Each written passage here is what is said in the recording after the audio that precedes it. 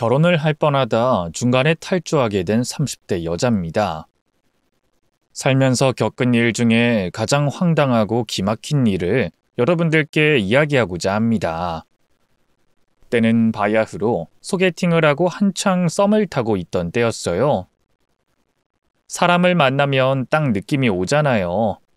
이 남자는 정말 사람이 반듯하고 청렴하겠구나. 적어도 만나면서 사람 속 뒤집는 일은 없겠구나. 이런 생각으로 만남을 이어가며 연애까지 이어졌네요. 그때는 왜 그렇게 확신이 섰는지 모르겠어요.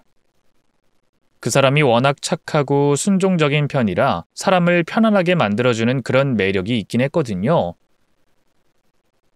나는 빨리 가정을 이뤄서 좋은 아빠가 되고 싶어. 평생 가족을 위해 살 자신 있고 그게 내 의무라고 생각해. 놓치고 싶지 않은 사람이었어요. 그 말을 듣고 저도 이 사람이라면 결혼이라는 걸 빨리 진행시켜도 괜찮겠다는 생각이 들더라고요. 대학생 1학년 때 잠깐 짧게 연애한 후 긴 공백 기간을 가진 후 정말 운명처럼 만난 사람이었기 때문에 이번 기회를 놓치면 영영 사랑이 오지 않을 수도 있겠다는 생각 때문에 마음이 조급해졌어요. 결혼은 타이밍이라고 하더니 다들 이렇게 결혼하고 서로 알아가며 백년해로 하는 거라고 생각하며 그렇게 과감한 선택을 하게 됐죠. 예비 남편은 중학생 때부터 어머님과 단둘이 살았고 그리 좋은 환경이 아니었다고 했어요. 그래도 혼자서 이렇게 아들을 훌륭하게 키워내신 게 정말 대단하다고 생각했습니다. 사연을 들어보면 정말 눈물 없이는 들을 수 없었거든요. 그런 환경에서 탈선하지 않고 곧게 자란 것만으로도 정말 대견해 보였어요. 처음 만나게 된 예비 시어머니는 듣던 대로였어요. 수더분한 스타일에 엄청 소박한 편이셨죠. 저를 보자마자 환하게 웃으며 저를 반겨주시더라고요. 멀리까지 오느라 고생 많았네. 얘기 많이 들었어. 우리 아들이 어찌나 자랑을 하던지. 예전부터 꼭 한번 만나 뵙고 싶었는데 이제야 뵙게 되네요. 우리 아들이 드디어 결혼을 한다 그래서 내가 얼마나 행복했는지 몰라. 저놈 저거 평생 독신으로 살까봐 조마조마했다고. 우리 집안에 복덩이가 들어왔네. 아주 잘 왔어. 나는 다른 거 하나도 안 바래. 그저 둘이서 행복하게 오손도손 살면 그걸로 충분하단다. 이렇게 예쁘고 능력 좋은 며느리가 우리 집안에 들어오는 게 얼마나 축복이니? 지금부터 며느리라고 불러도 되지? 그럼요, 어머님. 저는 너무 좋아요. 우리 성철이 비록 넉넉한 환경에서 키우진 못했지만 그래도 남부럽지 않게 키우려고 노력했어. 살면서 얼마나 부모 원망을 많이 했겠어. 하지만 내색 한 번을 안 하고 저렇게 잘 커서 알아서 자리를 딱 잡더라니까. 결혼할 때 도움도 많이 주고 싶고 번듯한 집도 하나 해주고 싶었는데 해줄 수 있는 게 없어서 너무 미안하고 부끄럽네. 무슨 말씀을 그렇게 하세요. 저희 결혼 허락해 주신 것만으로도 충분해요. 양가 부모님께 손 안 벌리고 결혼하기로 마음 먹었고 키워주신 것만으로도 감사한걸요. 절대로 그런 생각하지 마세요. 그래도 우리가 한참 모자란 건 사실이잖니. 난 그게 참 마음이 아프네. 저는 오히려 제가 부족하다고 생각합니다. 성철 씨를 통해 배우는 게 많거든요. 아직도 배워야 할 게 많아요. 그러니까 어머님이 많이 알려주세요. 열심히 배우겠습니다. 결혼이라는 게 어쩔 수 없이 집안과 집안과의 만남이라 시소놀이처럼 어디가 더 기울어져 있는지 확연하게 보였어요. 이런 걸 굳이 따지고 싶지 않지만 저희 부모님께서 걱정을 많이 하시더라고요. 예비 남편보다 제가 더 수입이 많았고 집안에서 지원해주는 금액도 차이가 났거든요. 결혼을 하게 된다면 저의 희생이 확연히 많아질 거라며 다시 고민해보라는 게 저희 친정엄마의 생각이었어요. 하지만 그랬던 저희 부모님도 남자친구와 한번 인사를 나누자마자 사람이 괜찮고 성실해 보인다며 긍정적으로 생각해 주셨네요. 돈이야 내가 벌면 되는 거고 집이야 내가 해오면 되는 거 아닌가. 뭐 돈보다 중요한 건 사람의 됨됨이와 성격이라고 생각했던 저는 그 사람을 선택한 걸 단 한 번도 후회하지 않았습니다. 돈 많고 능력 좋으면 뭘 해요. 인성이 개첩 아니면 말짱 도루묵인데. 평생을 함께할 사람인데 저울 재듯이 숫자만 보고 선택하는 건 너무 슬프잖아요. 아무튼 그렇게 양가의 허락을 받고 결혼 준비를 시작했어요. 이제는 예비 며느리인 거잖아요. 초장부터 잘 보여야겠다는 생각 하나로 예비 시어머니에게 최선을 다했습니다. 바쁜 와중에도 일주일에 한 번씩은 꼭 찾아뵙고 인사를 드렸네요. 어머님은 알뜰함이 몸에 배어있는 분이셔서 무조건 싼 거를 찾으셨고 한 번 썼던 걸 무조건 재활용을 하시더라고요. 한 번 썼던 물티슈를 몇 번이나 다시 쓰고 빨고 또 쓰고 하셔서 물티슈가 다 찢어졌는데도 계속 쓰시길래 제가 말렸죠. 어머님, 한 번 쓴 물티슈는 버리세요. 다 찢어지도록 쓰시면 손 다쳐요. 아유, 아까워서 그러지. 그런데 요즘 물티슈는 왜 이렇게 잘 찢어진다니? 일회용으로 나온 거라 약해요. 그래도 아직 쓸만해. 한 번 닦는데 휴지 하나를 써버리면 이거 금방 다 쓰잖니. 집에 혼자 있을 땐 언제나 불을 다 꺼놓고 계셨고 설거지를 할 때도 수압을 가장 약하게 해서 그릇을 씻으셨어요. 어머님은 지금 이렇게 살고 있는 것만으로도 너무 감사하다며 혹시나 다시 찢어지게 가난했던 그때로 돌아갈까봐 두렵다고 하셨어요. 그 두려움이 지금의 습관을 만든 것이죠. 그렇게 힘들게 아들을 키우셨는데 장가를 보내는 그 마음이 얼마나 허전할까 싶어서 어머님께 결혼 전에 좋은 거 하나 해드리고 싶어 자꾸 물어봤어요. 어머님, 갖고 싶은 거 있으세요? 우리 며느리가 가족이 되는 게 가장 큰 선물인데 내가 더 이상 뭐가 더 필요하겠어. 그런 거 말고요. 어머님 사치품 같은 것도 하나도 없으시잖아요. 이참에 며느리한테 선물 한번 받으세요. 사치품? 명품백 그런 거? 아줌마들 하나씩 들고 다니긴 하더만. 갖고 싶은 명품백 있으세요? 하나 있으면 뭐 좋겠다는 거지. 뭐가 뭔진 잘 몰라. 그럼 언제 한번 저랑 백화점 가세요. 여기 근처에 대형 백화점 있지 않아요? 이번 주말에 가실까요? 아유, 너야 안 바쁘니?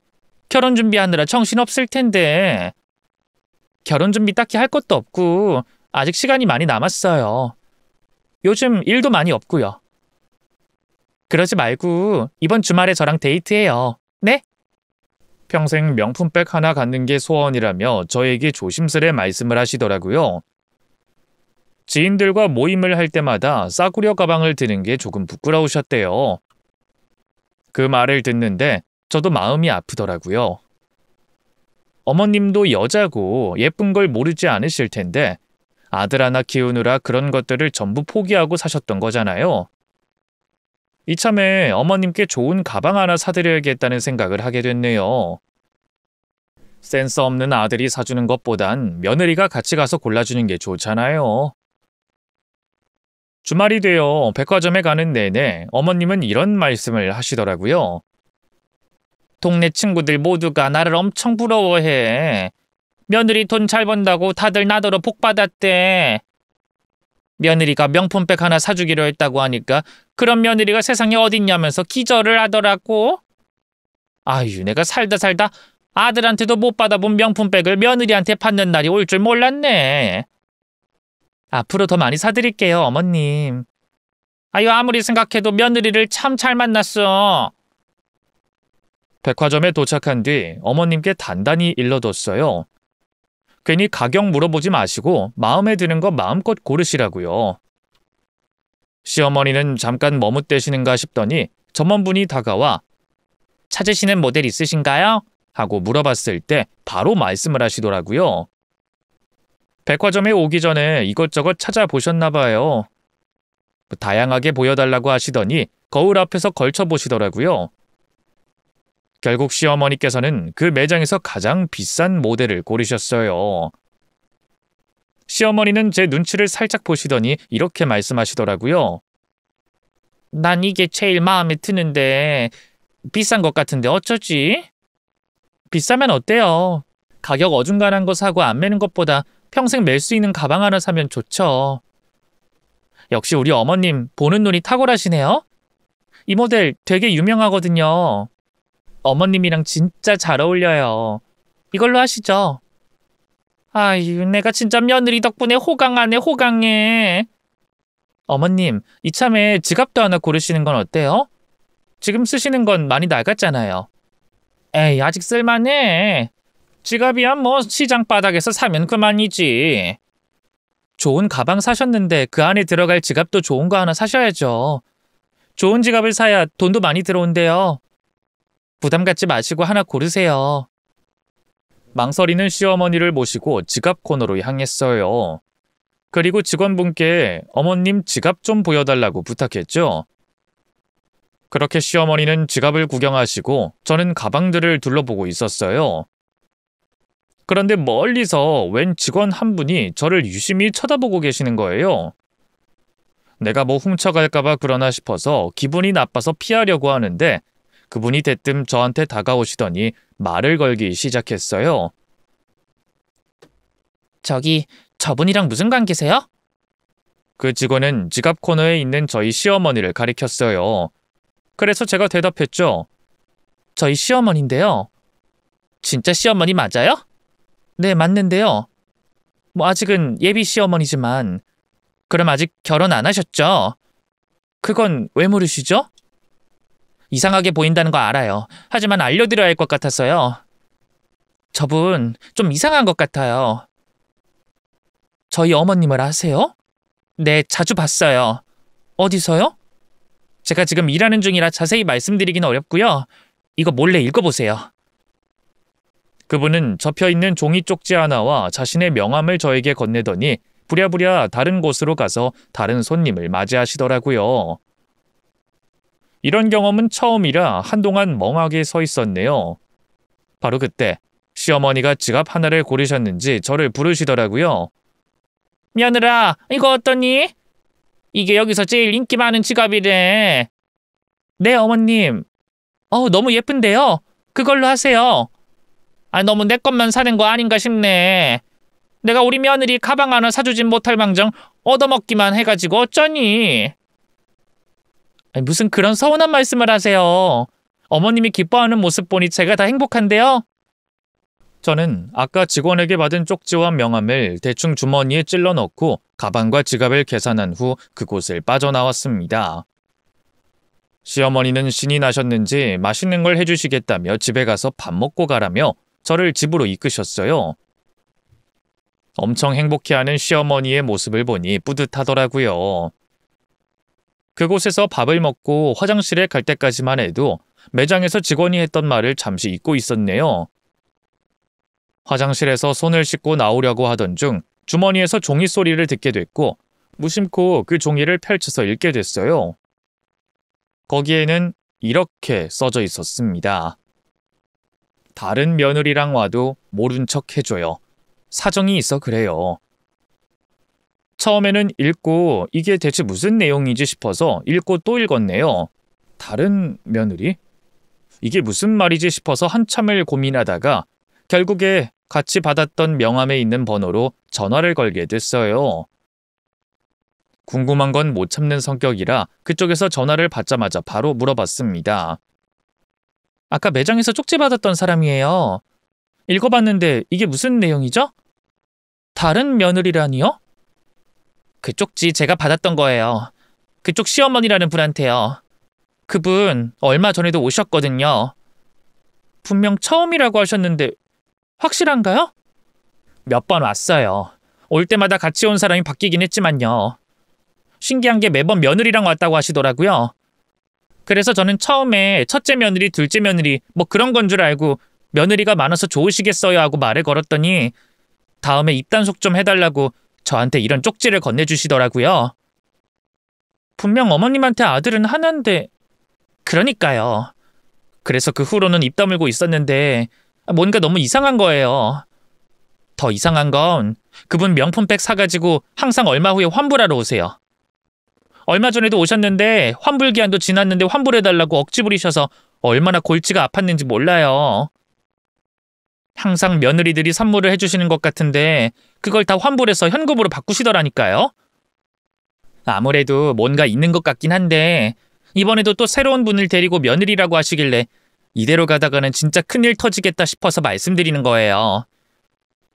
손님들 사생활에 개입하는 거 절대 안 된다고 알고 있지만 그래도 이건 좀 아닌 것 같아서. 아무튼 조심하세요. 진심으로 걱정돼서 쪽지 드린 거예요. 그 말을 듣고 어찌나 식은땀이 났는지 몰라요. 전화를 끊고 한참이나 생각했어요. 뭐가 어떻게 된 건지, 앞으로 어떻게 해야 하는 건지 손이 벌벌 떨리더라고요.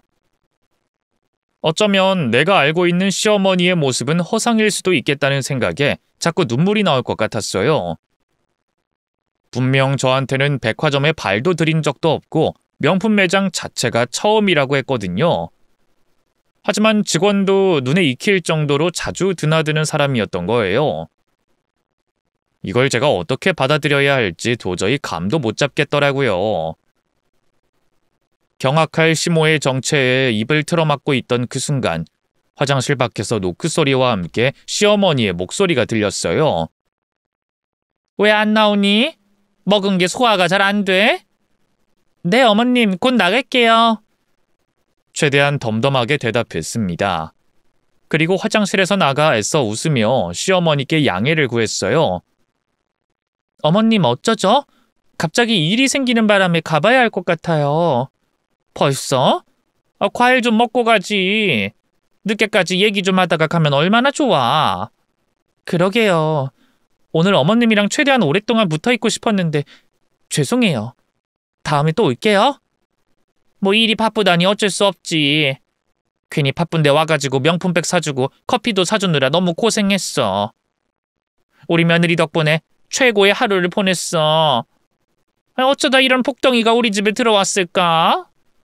아니에요, 어머님. 앞으로 더 많은 걸 해드리고 싶어요. 저는 그 집에서 나온 뒤 바로 백화점으로 향했어요. 그리고 그 매장에 있는 직원과 다시 만나게 됐습니다. 이야기를 좀 더 자세히 듣고 싶었어요. 믿을 수가 없어서 제가 재차 물어봤죠. 진짜로 확실해요? 우리 어머님이 그쪽이 알고 있는 사람이라고 장담할 수 있어요? 네. 아까도 눈빛으로 모른 척 해달라고 레이저를 쏘시더라고요. 그분 여기서 꽤 유명해요. 모르는 직원이 없다니까요. 한간에는 돈 세탁하는 거라고 소문이 돌긴 하던데 뭐 어쨌든 가방을 계산하는 사람들은 죄다 젊은 여자들이었어요. 어머님이라고 호칭하는 걸로 봐서는 며느리와 시어머니 관계인 것 같더라고요. 아들로 무슨 축구 구단을 만든 것도 아닌데 며느리가 왜 저렇게 많냐고 직원들끼리 쑥덕거렸는데 환불하러 올 때 매번 혼자 오시길래 자세히 알 순 없지만 뭔가 엄청난 일을 저지르고 있겠다는 생각이 들더라고요. 더 황당한 건 가방을 사러 올 땐 허름하게 오시더니 환불하러 올 땐 명품으로 휘감고 오시거든요. 뭔가 앞과 뒤가 다른 느낌이랄까? 좀 기분이 이상하더라고요. 아마 이번에도 얼마 지나지 않아서 환불하러 오실걸요? 가장 비싼 모델 사셨다가 바로 환불하는 게 그분의 패턴이에요. 같이 온 며느리들 앞에서는 순박한 척 하시지만 직원들한테는 모델명 알려주며 그거 보여달라고 하시거든요. 어쩔 땐 미리 오셔서 물건이 있나 확인하고 가신다니까요. 아마 다른 백화점에 가셔도 그런 식으로 구매하고 환불하고 반복하실걸요? 듣고도 믿기지 않았습니다. 세상 알뜰하고 소박하던 저희 예비 시모가 어째서 백화점에 뻔질나게 드나드는 진상이 되어 있는 건지, 어째서 아들은 하나뿐인데 며느리가 여럿인 건지 일방적인 상식으로는 도저히 이해하지 못할 일이었어요. 더 충격적인 건 시어머니가 백화점에 드나들던 시기였어요. 저와 예비 남편이 만나고 결혼 준비를 시작할 때도 시어머니는 며느리라고 칭하던 또 다른 여자와 백화점에 갔고 가방을 샀던 것이었습니다. 맘 같아서는 예비 남편에게 당장 달려가 멱살을 잡고 추궁하고 싶었지만 최대한 마음을 가다듬었어요. 지금 깽판 쳐봤자 달라질 건 아무것도 없잖아요. 이럴 때일수록 진정하고 사건의 진실부터 파악해야 된다고 생각했죠. 결혼 준비고 뭐고 전부 올 스탑 시킨 뒤 몰래 뒷조사를 시작했습니다. 일단 저와 예비 남편을 이어준 주선자를 찾아가 그 사람을 어떻게 알게 된 건지 자세히 물어봤어요. 그랬더니 이런 대답을 하더라고요. 그 사람? 말했잖아. 동호회에서 알게 된 사람이라고. 그 사람이 먼저 소개팅 해달라고 한 거야? 너무 외롭다고 소개팅 좀 시켜달라고 하더라고. 아마 나 말고 다른 회원들한테도 소개팅 부탁했을 거야. 그게 성사가 됐는지 안 됐는지는 모르겠지만 뭐 어쨌든 결혼이 간절했으니 소개팅했고 아마 여러 번 하지 않았을까? 그래도 그 중에 한 명 고른 게 너겠지. 아무래도 그 사람한테 나 말고 다른 여자가 있는 것 같아서 혹시 좀 알아봐 줄 수 있을까? 그 동호회에서 또 소개팅을 받은 게 있는지 거기서 만나고 있는 여자가 있는지 말이야. 에이 설마 그 사람이 그럴 사람이야? 너 만나고 나서 연애에 집중한다고 동호회도 탈퇴한 사람이 양다리를 어떻게 걸치냐? 심각해서 그래. 양다리 정도로 안 끝날 수도 있어서 그래. 그래 뭐 한번 알아볼게. 근데 나도 요즘 바빠서 동호회를 잘 안 나가기도 하고 그 동호회가 워낙 사적인 대화를 안 나누기도 해서 알아낼 수 있을지 모르겠다. 만나면 인사만 하고 운동만 하다가 끝나면 뿔뿔이 흩어지거든. 주선자는 자신이 없다는 말투로 얼버무리긴 했지만 얼마 후 저한테 바로 연락이 오더라고요. 주선자의 첫마디는 제 가슴을 무너뜨렸습니다. 야 어떡해? 네가 걱정하는 게 맞았어. 주선자 친구는 동호회 내에서 또래인 여자들에게 다가가 한때 회원이었던 제 예비 남편을 언급하며 소개팅을 시켜준 적이 있었냐고 물어봤대요. 그랬더니 몇 명이 소개팅을 주선한 적이 있다고 둘이 잘 돼서 결혼까지 생각하는 중이라고 대답했대요.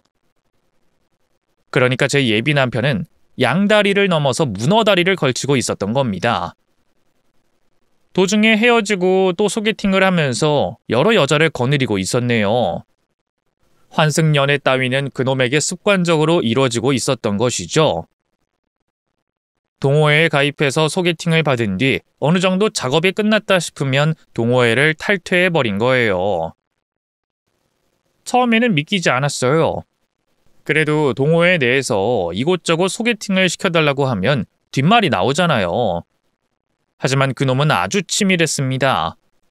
동호회인들끼리 친목도모가 금지된 동호회에 가입을 해서 개개인에게 작업을 쳤던 것이죠. 정말 놀랍지 않나요? 만난 남자가 똥차에다가 쓰레기였던 건 그럴 수 있다 쳐요. 하지만 시어머니인 그 사람은 어떻게 설명해야 할까요? 아들이야 뭐 철이 없어서 그딴 짓을 벌일 수 있다 쳐도 어머님까지 합세해서 명품백을 받아내는 건 보통 일이 아니잖아요.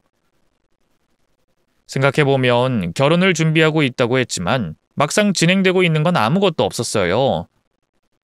여기서 파혼을 한다 쳐도 깔끔하게 헤어질 수 있을 정도였죠. 어쩌면 그놈이 원하는 게 이런 것이었는지도 모르겠어요.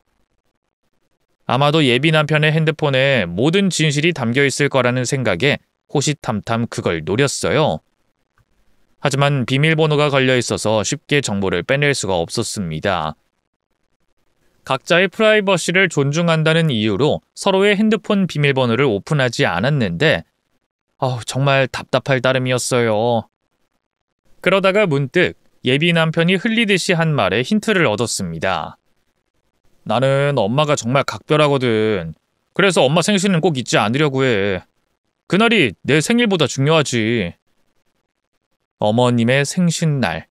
어쩌면 그 숫자가 그놈의 핸드폰 비밀번호일 수도 있겠다고 생각해서 그놈이 잠들었을 때 핸드폰을 몰래 켜서 어머님 생신을 입력했어요.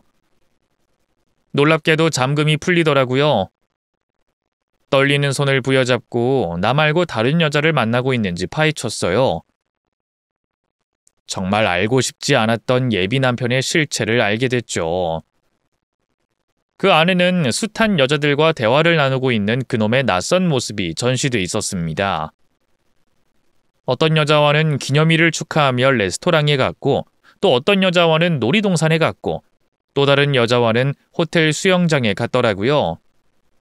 이 모든 것들이 저와 만나고 있던 시점에 일어난 일들이었습니다. 믿겨지시나요? 그러다가 문득 떠오른 게 하나가 있었어요. 그놈이 영업직이라 항상 통화를 할 때마다 자동 녹음이 되도록 해놨거든요. 그 파일들을 찾아서 저에게 보냈습니다. 혹시 몰라서 그 여자들과의 대화들도 제 핸드폰으로 찍어놨고 전화번호도 저장했네요. 그 모든 과정을 마친 후 태연하게 그놈 옆에서 잠을 자려고 하는데 심장이 두근거려서 도저히 잠을 잘 수가 없었습니다. 진짜 사람이 사람한테 상처를 받으면 병이 난다는 게 이런 거구나 싶더라고요.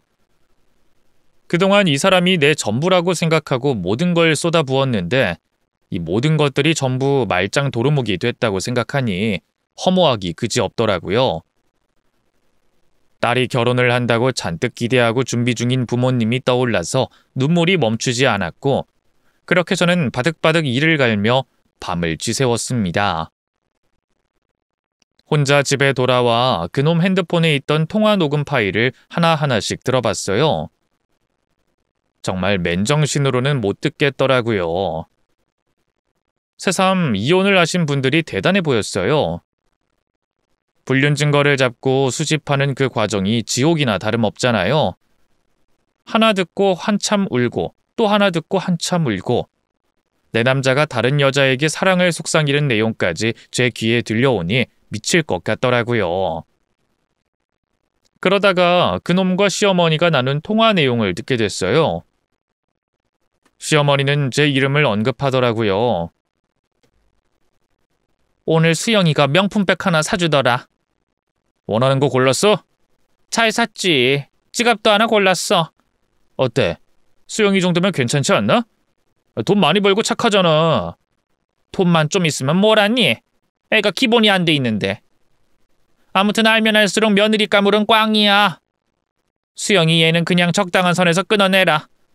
평생을 내 곁에 둬야 할 앤데 자기 주장이 강해서 되겠어? 수영이 걔는 너무 고집이 세더라.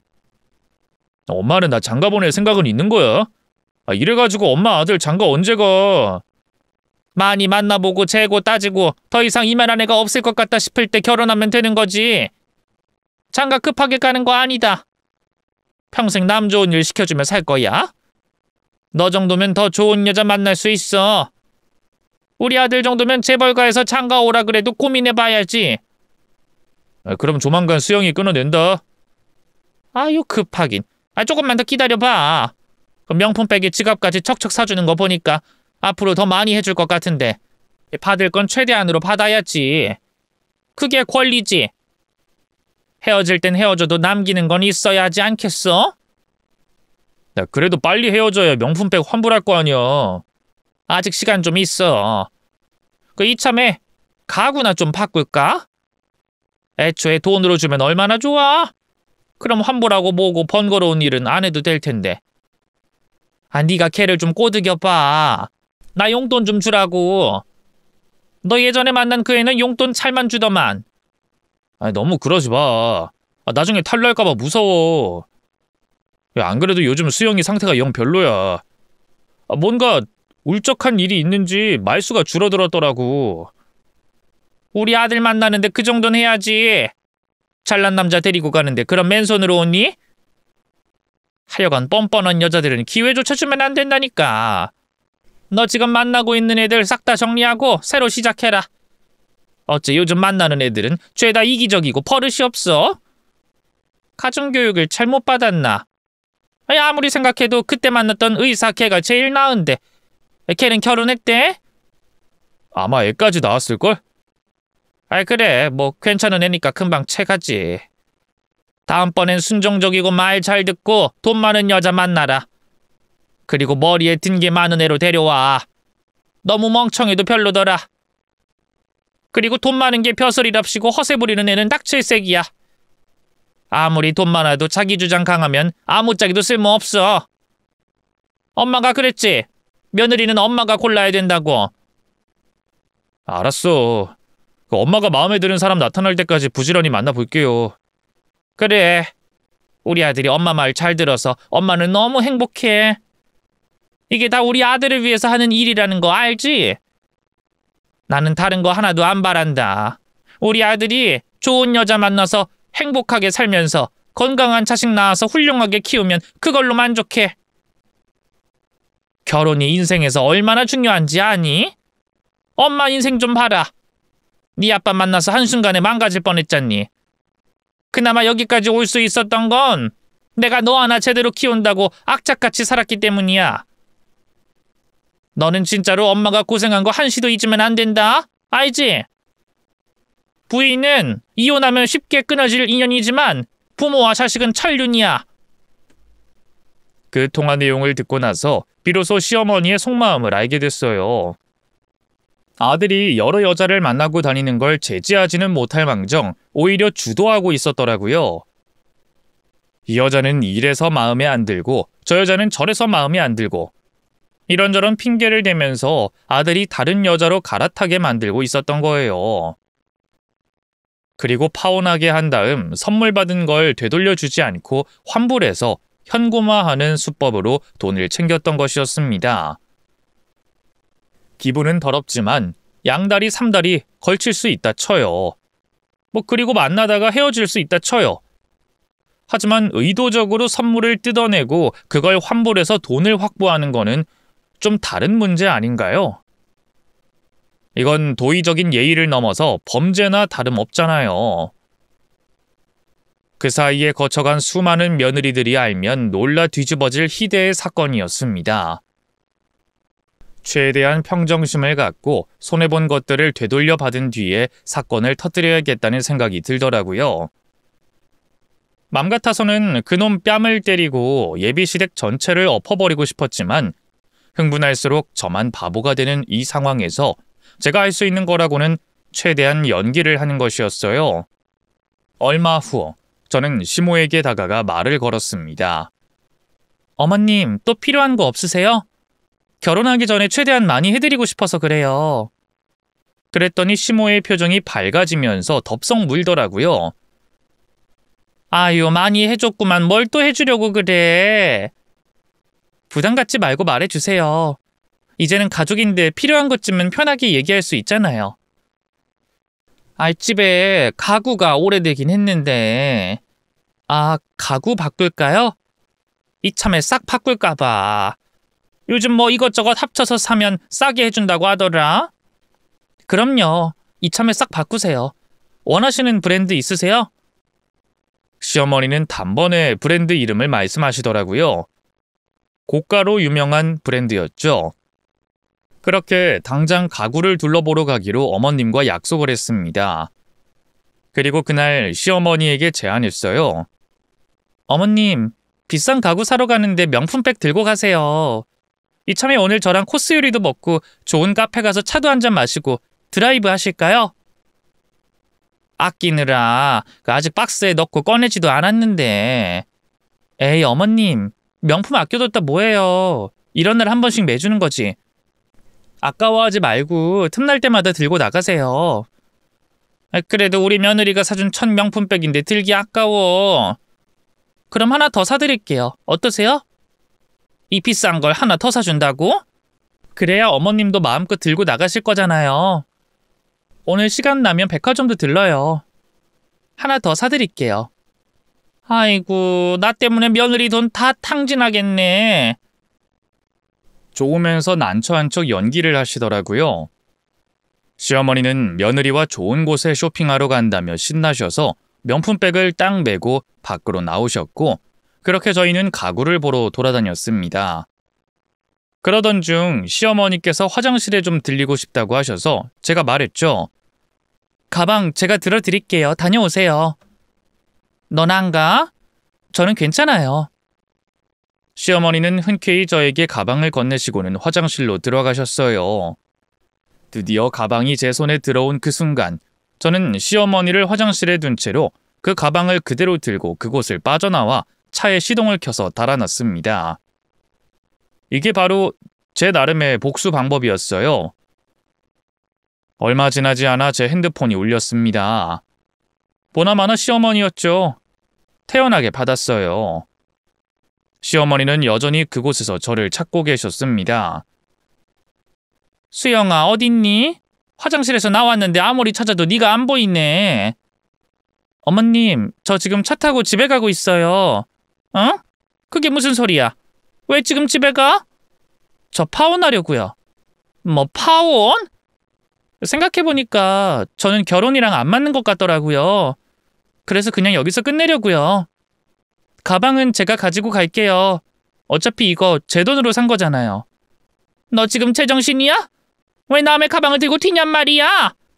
거기에 내 물건이 다 들어있는데 그건 어떡하라고? 안에 있는 물건들은 제가 택배로 보내드릴게요. 그럼 되잖아요. 그럼 나더러 집에 어떻게 가라고? 끝내려면 곱게 끝낼 것이지 이게 무슨 짓이야? 그럼 어떡해요. 저도 방법이 없는데. 저도 이럴 수밖에 없었어요. 제가 들고 튀지 않으면 어머님은 가방 환불하셨을 거잖아요. 뭐? 어차피 저 하나 없어진다고 해도 어머님 인생 바뀌는 거 없잖아요. 또 다른 후보 많지 않나요? 명품백 사주는 며느리, 후보들 줄 서 있잖아요. 그 중에서 고르시면 되네요. 얘가 지금 무슨 소리라는 거야? 아무튼 너 오늘 그대로 집에 가기만 해봐. 내가 진짜 가만 안 둘 거야? 저기 어머님, 저한테 그런 말씀하시면 안 되죠. 지금 제 마음이 어떤지 아세요? 믿는 도끼에 발등 제대로 찍힌 기분이에요. 어머님이 뭔데 제 스펙과 집안을 평가하세요? 제가 무슨 물건이에요? 등급 매기고 필요 없으면 버리는 그런 물건이냐고요? 저기 수영아, 무슨 말을 하는지 모르겠지만 일단 여기로 다시 좀 와. 이 날씨에 가방도 없이 나더러 어딜 가란 말이니? 아무리 그래도 내가 어른이잖아. 어떻게 어른을 혼자 두고 가버릴 수가 있어? 그 잘난 아들한테 전화해서 데리러 오라고 하세요. 아들 뒀다 뭐해요? 이럴 때 써먹어야지. 저는 이제 어머님 며느리 아니니까 다신 연락하지 말아주세요. 그렇게 통화를 끊고 난 후 집으로 달려갔습니다. 그리고 친정 부모님께 파혼을 선언했어요. 이유를 물어보시는데 차마 말을 못하겠더라고요. 그냥 성격 차이고 확신이 없었다고, 심려를 끼쳐드려서 죄송하다고 고개 숙여 사죄했어요.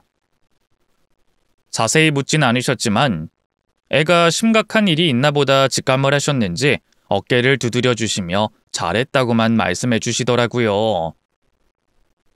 그리고 방에 돌아온 후 따로 저장해 놨던 그놈의 여자들에게 연락을 쫙 돌렸습니다. 당신이 유일한 여자친구가 아니고 그 외에 몇 명이 더 있음을 밝혔더니 다들 못 믿는 눈치더라고요.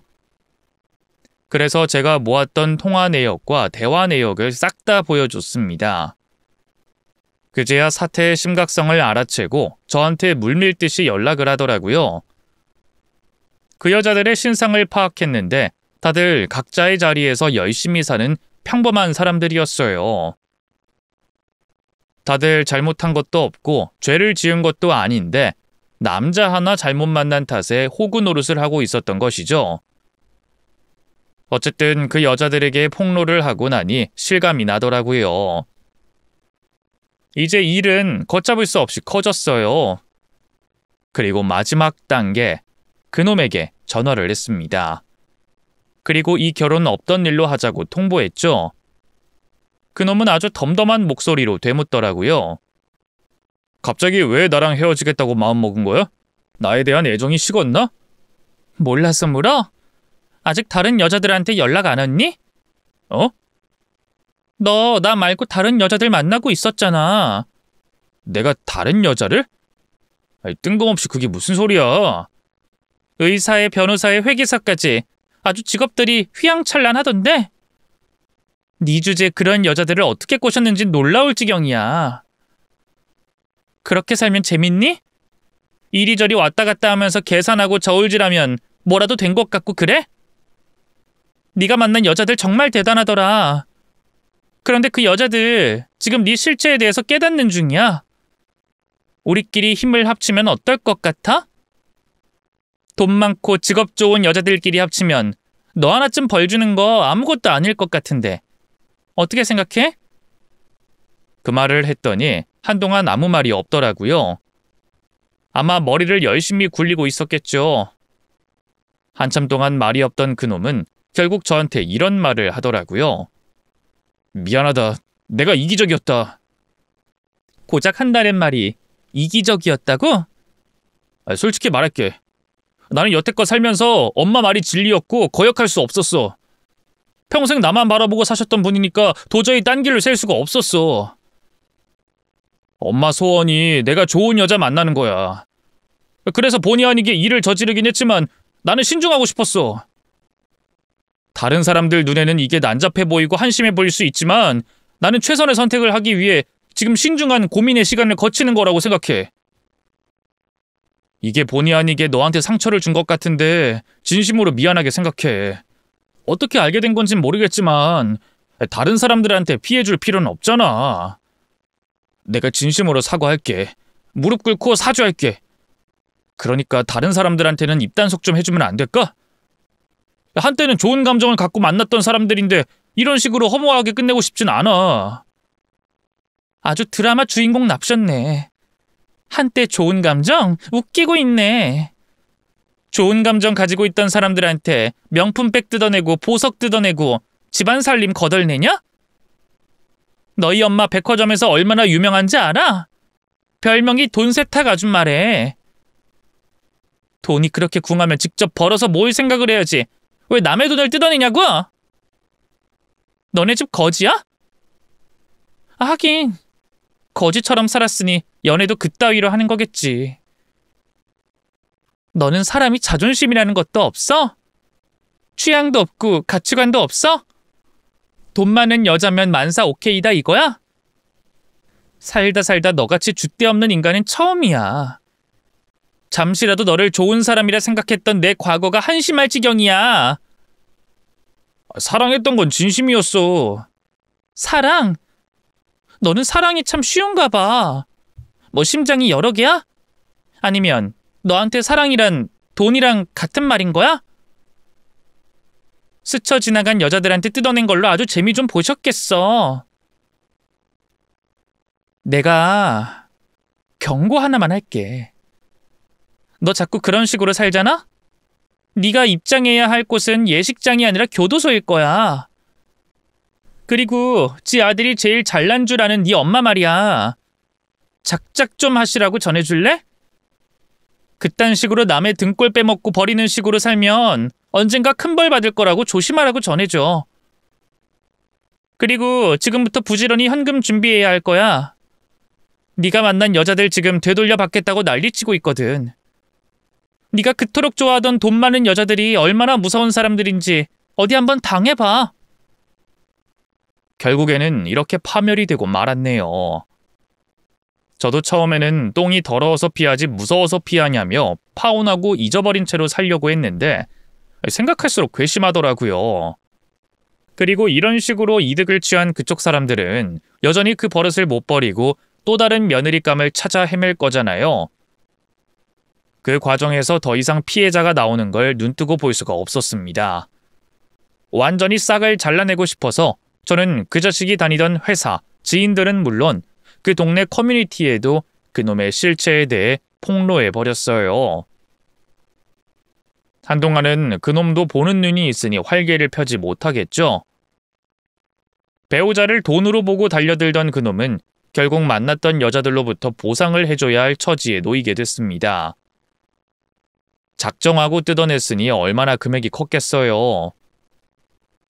좋은 게 좋은 거라고 헤어지면서 어머님께 해준 걸 다시 빼앗을 수는 없어서 뭐 아무 말도 안 하고 헤어진 모양인데 그걸 돈으로 환산하니 어마어마하더라고요. 능력도 없고 집안도 좋지 않은 그놈이 감당하기엔 터무니없는 금액이었습니다. 아들이 제일 잘났다고 생각하는 어머님조차 아들이 한 짓을 책임 못 지겠다며 등을 돌렸다고 하더라고요. 아주 눈물겨운 모성입니다. 그놈은 이별 후에도 저를 괴롭혔어요. 다른 사람은 몰라도 널 만날 땐 진심이었다고 이번만큼은 너를 위한 삶을 살겠다며 헛소리를 해대며 다시 만나자고 매달리더라고요. 그런데 웃긴 건 다른 여자들에게도 이런 말을 했다고 하네요. 아주 문어다리가 습관이 돼버린 놈이었어요. 나에게 다정한 사람은 다른 여자들에게도 다정할 거라는 걸 왜 그때는 알지 못했을까요? 기본적인 인성을 가지고 있는 사람이라면 한꺼번에 여자를 만나진 않았을 거예요. 대체 그놈은 뭐가 문제길래 그런 식으로 살았던 걸까요? 아주 연구 대상감입니다. 만약 그때 명품 매장 직원분의 오지랖이 아니었더라면 저는 실컷 퍼주기만 하고 파혼을 당했을 거예요. 차마 선물했던 걸 다시 내놓으라고 하지도 못한 채로 끙끙 앓으며 상처만 입고 살았겠죠. 그 직원분이 제 인생의 귀인이에요. 때로는 스쳐 지나간 사람의 한마디로 터닝포인트가 생기는 게 인생인가 봅니다. 아무튼 제대로 액땜을 하고 난 후 저는 새 삶을 살게 됐어요. 그래도 제대로 폭로를 하고 뒤돌아섰으니 후회는 없습니다. 원래도 가진 거 하나 없던 놈이었지만 지금은 아주 빈털터리가 됐다고 들었어요. 소문까지 쫙 퍼졌으니 어떤 여자가 그놈과 만나려고 하겠어요. 아마 그렇게 나이 들고 점점 더 결혼과 멀어지겠죠. 반면에 저는 좋은 사람을 만나 연애를 하며 알콩달콩 사랑을 키워나가고 있습니다. 그런 놈과 헤어지고 나니 더 좋은 인연이 저에게 찾아왔네요. 좋은 소식이 있다면 여러분들께 달려와서 제일 먼저 알려드릴게요. 그날 예비 시모의 가방을 들고 튄 사건은 두고두고 기억될 거예요. 제 인생에서 가장 스펙타클한 날을 꼽으라면 아마 그날이지 않을까요? 어쨌든 그 명품백은 아직도 제 옷장에 고스란히 놓여 있습니다. 요즘 명품 값이 많이 올랐다죠? 본의 아니게 그분 덕에 비싼 명품백을 가진 여자가 됐네요. 사연이 깊은 가방이지만 물건은 죄가 없잖아요. 제가 두고두고 아껴주고 잘 쓸 계획입니다. 아무쪼록 여러분들은 저와 같은 일을 당하지 않으셨으면 좋겠어요. 사람을 만날 땐 신중하고 또 신중하게 언제나 경계를 하며 만나길 바랍니다. 그럼 사연 이만 마칠게요. 오늘도 좋은 하루 보내시고 언제나 행복하세요. 감사드립니다.